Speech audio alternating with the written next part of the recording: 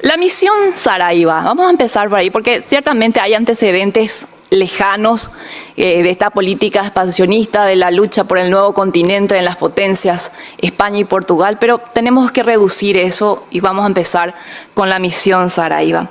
El consejero, el 20 de abril del año 1864, recibe 63 puntos que debía cumplir sobre lo que vendría a ser los ejes rectores de la política del gobierno imperial. Llega, por supuesto, en el mes de mayo y el 14 presenta sus credenciales ante el gobierno oriental y el 18 de mayo presenta una nota al gobierno del Uruguay sin que antes, por supuesto que antes, se desplegaron fuerzas navales y terrestres como la famosa diplomacia de las cañoneras o la diplomacia de los cañones. Saraiva espera su contingente armado para hacer las reclamaciones que datan desde el año 1852 al año 1864 y pedía compensaciones. El 24 de mayo, el gobierno uruguayo, a través de su Cancillería, contesta básicamente todos los puntos que ellos solicitaban y se dan una serie de intercambios de notas oficiales entre ambas cancillerías. Hasta que llega la presentación del ultimátum del imperio el 4 de agosto del año 1864, donde se enumeran 7 pedidos, siendo el 7º pedido el más largo de todos. Este ultimátum justamente le dan 6 días, que era una cuestión improbable de cumplir diplomáticamente con las satisfacciones que pedía el Imperio del Brasil. Pero, ¿qué es lo que pasa con Paraguay ante esta situación en el Uruguay? Me permito mostrar brevemente una cronología de datos que no se suele estudiar, pero vamos a aprovechar.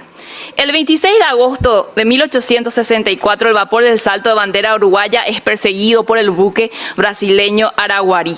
El 27 de agosto, el ministro brasileño residente en Asunción, don César Viana de Lima, es recibido en una audiencia especial por el presidente de la República, Francisco Solano López. El 28 de agosto, el comandante de la Tercera División Naval del Imperio exige al comandante militar de Paysandú, Leandro Gómez, que desarme justamente el vapor Villa del Salto.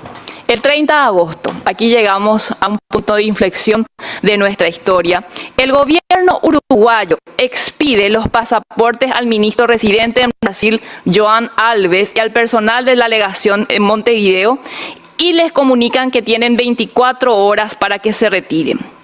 Ese mismo día, nuestro canciller, José Verges, escribe una extensa nota a Sagastume sobre el Tratado de Paz y Cooperación entre ambos países y otra nota fechada en la misma, el 30 de agosto de 1864, se envía al ministro del Brasil en Asunción sobre, escuchen bien este término, sobre la posibilidad de una intervención armada por parte del Paraguay por considerar una amenaza al Paraguay la presencia de las tropas brasileñas. Por supuesto, en el Uruguay, que para esto nosotros escuchamos, pero ¿por qué Paraguay se va y se mete en un problema que no le compete tan lento? Eso es porque la gente no entiende de geopolítica. No sabe toda la historia económica, las presiones en los puertos con Buenos Aires, los problemas con el Brasil, lo que presentaba para la economía con alguien que no teníamos fronteras y problemas como era el Uruguay. Entonces es necesario entender de geopolítica y tratar de evitar ese tipo de comentarios sin fundamentos. Porque íbamos a quedar aislados, acogotados, con enormes problemas geopolíticos y económicos de enfrentar dicha posibilidad. La nota fue enviada por nuestra Cancillería y tuvo una contestación en un tono altivo, cortés ciertamente, pero altivo, en septiembre, el 1 de septiembre de 1864. Esto no se suele escuchar mucho, pero los investigadores conocemos.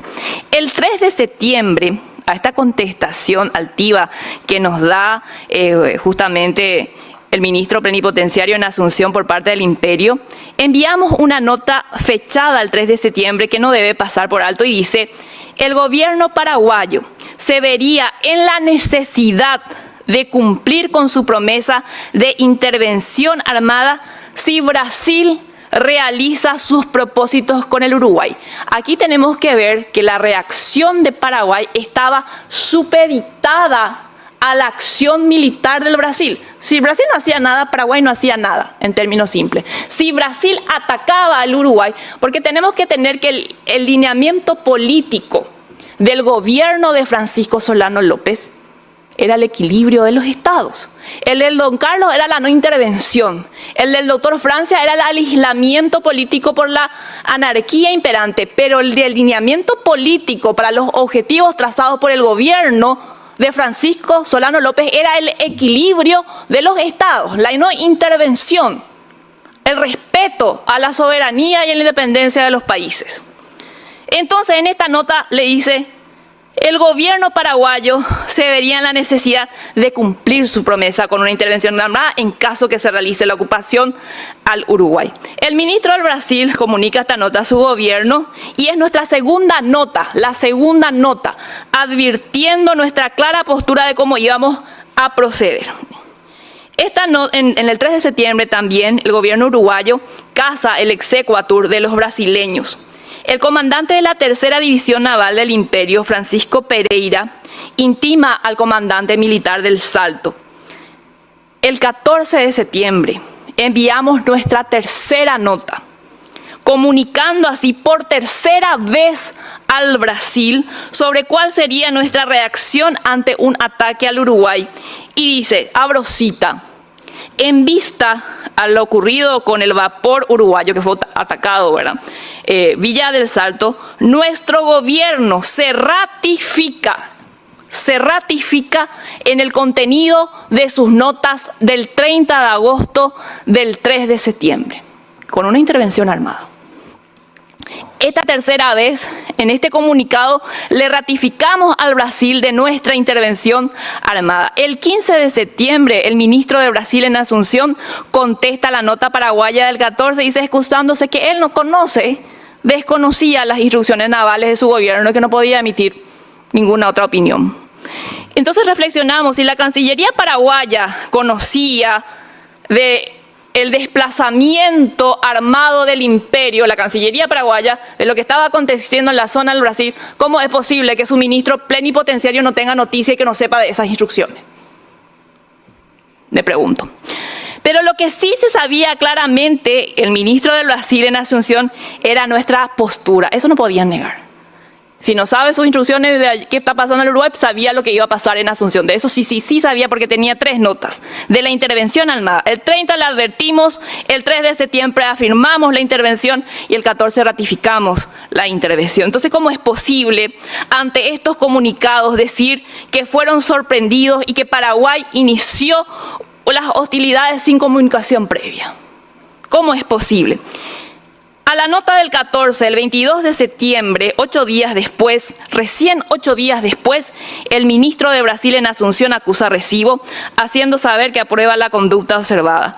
En el mes de octubre, antes de que el Paraguay capture el Marqués de Olinda, el Brasil envía una orden para el desplazamiento de las fuerzas militares del imperio en la frontera del Mato Grosso. Pero antes, un decreto imperial en fecha 5 de octubre de 1864 se emite nombrando gobernador del estado de Mato Grosso al coronel Carneiro de Campos.